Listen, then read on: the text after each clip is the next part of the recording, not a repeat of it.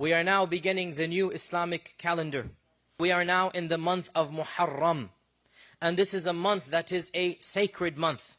In fact, our Prophet ﷺ said that the best month to fast after that of Ramadan is Shahrullah al-Muharram, the month of Allah al-Muharram. So notice, our Prophet ﷺ called Muharram the month of Allah, and no other month has been called Shahrullah other than Muharram. He literally called it Shahrullah al-Muharram, the month of Allah, Muharram. And therefore, this is of the highest honors that has been given to this month, and no other month in the Islamic calendar has been given this honor.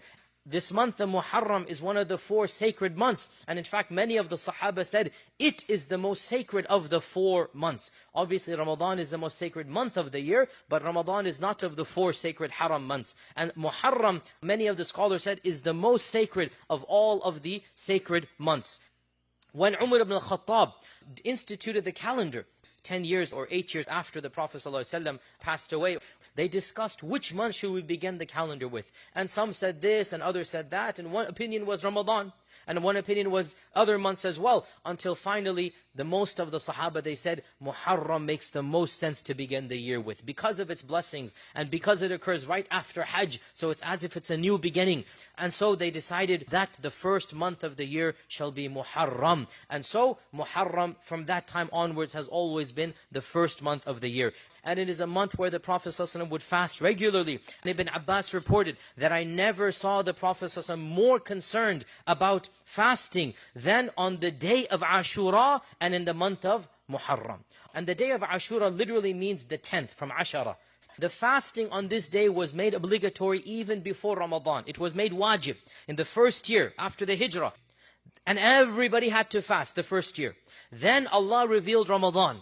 So Ramadan became wajib, and the next year Muharram became recommended and not obligatory. So the first year of Islam, it was obligatory on all Muslims to fast on the 10th of Muharram. And then in the second year, it went down from being obligatory to being recommended and strongly encouraged. And our Prophet ﷺ said that it serves as a forgiveness for the sins of the previous year. On this day of 10th of Muharram, our Prophet ﷺ told us that Musa alayhi salam was saved, Moses was saved from Pharaoh, that Nuh alayhi salam, his ship landed on Mount Judi, that on these days many incidents happened in the past that served as a day of celebration and rejoicing. When our Prophet found out that the Yahud are fasting on the 10th of Muharram as well, even though the blessings of the 10th were predating the knowledge of our Prophet about the Yahud, when he found out that they were fasting because on this day they said Moses was saved and Pharaoh drowned, so we take it as a day of celebration. Our Prophet said, we have more right to Moses than you do.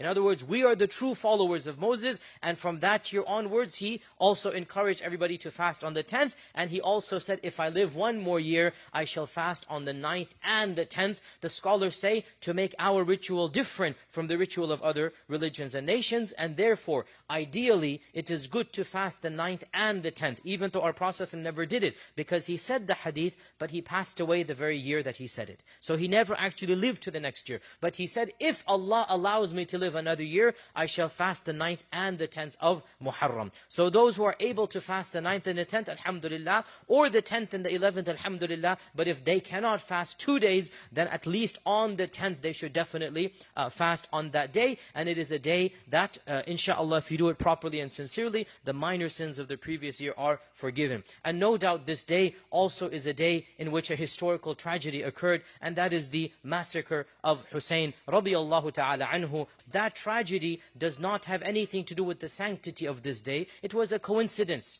that it happened on that day. And the fact of the matter is that the death of Hussein is a historical tragedy. But the blessings of the 10th of Muharram and the fasting of the 10th of Muharram is separate to the historical tragedy that occurred coincidentally on the 10th of Muharram in a later year of the Hijrah, the massacre of Karbala. And unfortunately, people have taken this massacre to imply and to give meaning to Muharram. But Muharram was blessed and sacred before the massacre. And the massacre massacre has nothing to do with the sanctity of the month and the fasting of the month. And Ashura was a day that was holy before Hussein was martyred on that day. And therefore we as Muslims, we take the 10th of Muharram not as a day of mourning, but as a day of worship of Allah subhanahu wa ta'ala, as a day of ibadah, as a day where we are conscious of Allah even more, and we come close to Allah through our actions of worship, through the action of fasting. And let us make sure we fast on the 10th, and if we're able to on the 9th and the 10th, or the 10th and the 11th, but at least on the 10th, and especially in this month overall. This is a month where overall our Prophet encouraged extra good deeds, extra fasting, extra charity. It is one of the sacred months. May Allah subhanahu wa ta'ala make us of those who utilize it to the best.